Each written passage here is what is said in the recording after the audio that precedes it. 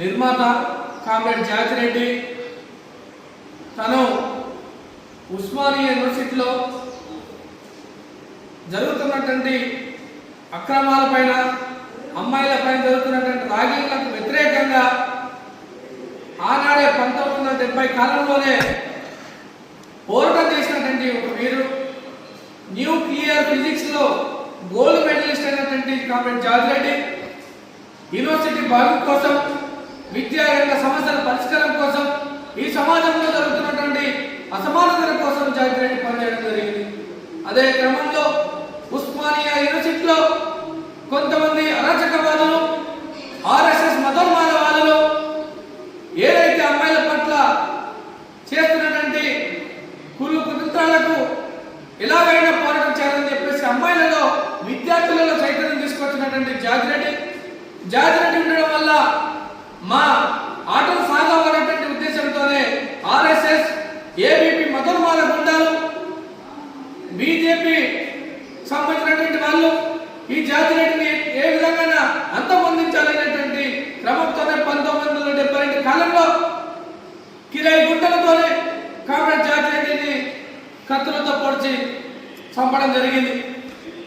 ఇక ఆటలు సాగుతాయి, జాతిరెడ్డి చనిపోయిందని చెప్పేసి అనుకొని కలగలిగినటువంటి ఈ మతోన్మాద బీజేపీ గుండాలు ఆ కళలు కలగానే మిగిలిపోయి జాతిరెడ్డి తర్వాత జాతిరెడ్డి మిత్రుడైనటువంటి చెప్పల చంద్రశేఖర ప్రసాద్, నిజామాబాద్ జిల్లాకు సంబంధించినటువంటి విద్యార్థి, జాతిరెడ్డి ఆశయ సాధన తన భుజం మీద వేసుకొని యూనివర్సిటీలో జరుగుతున్నటువంటి అక్రమాలపైన సమస్యల పరిష్కారం కోసం కామ్రేడ్ జేసీఎస్ చంద్రశేఖర ప్రసాద్ పోరాటం చేసుకుని జాతిరెడ్డి ఆశయాన్ని ముందుకు తీసుకోవడం జరిగింది.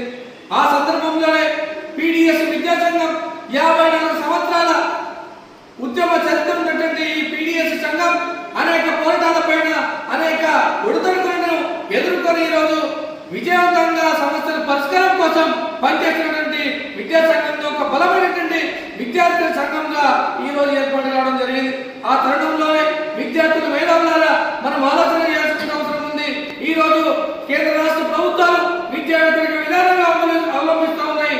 ఈ రోజు విద్యని మొండిచేయి చూపించే విధంగా ఈ రోజు ప్రభుత్వాలు చేస్తూ ఉన్నాయి. విద్యా రంగానికి అధిక నిధులు కేటాయించకపోవడం వల్ల విద్యా రంగం ఏ విధంగా అభివృద్ధి చెందుతుందో ఈ రోజు ఆలోచన చేయాల్సిన అవసరం ఉంది.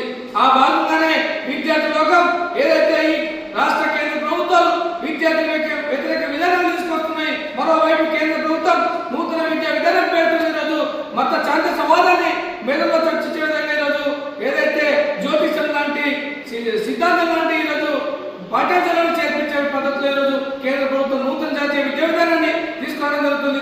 అదేవిధంగా డార్విన్ సిద్ధాంతం, అదేవిధంగా మహనీయుల చరిత్రను తొలగించే విధంగా ఈరోజు నూతన జాతీయ విద్యాన్ని తీసుకొచ్చి ఈరోజు విద్యార్థులు ఇబ్బంది పెట్టే పరిస్థితి కొనసాగుతుంది. కాబట్టి విద్యార్థి లోకమంతా ఈ నూతన జాతీయ విద్యా విధానాన్ని జాతిరెడ్డి స్ఫూర్తితో, అంబేద్కర్ స్ఫూర్తితో ఈరోజు మనం దాన్ని వ్యతిరేకించాల్సిన అవసరం ఉందని చెప్పేసి కూడా ఈ సందర్భంగా తెలియజేస్తూ ఏదైతే పీడిఎస్ నిర్మాత అయినటువంటి కామ్రేడ్ జాతిరెడ్డి